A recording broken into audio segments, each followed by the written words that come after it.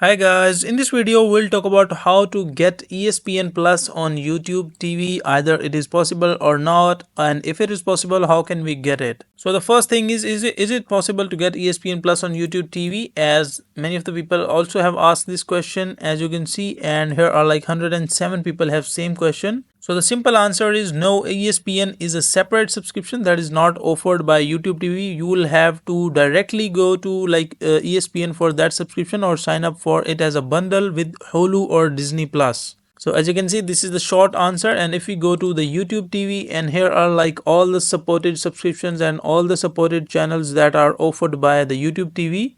So if we scroll down a little bit, so there are like many of the channels and many of the subscriptions that are linked, but you will not be able to find it ESPN Plus on this section. As you can see, these are like all the networks available here, but ESPN is not offered by YouTube TV. And here the simple answer is, if you want to enjoy ESPN, you can just like sign up is it as a bundle with Hulu or Disney Plus. So that is a short and complete answer on how you can get ESPN Plus on YouTube TV or not.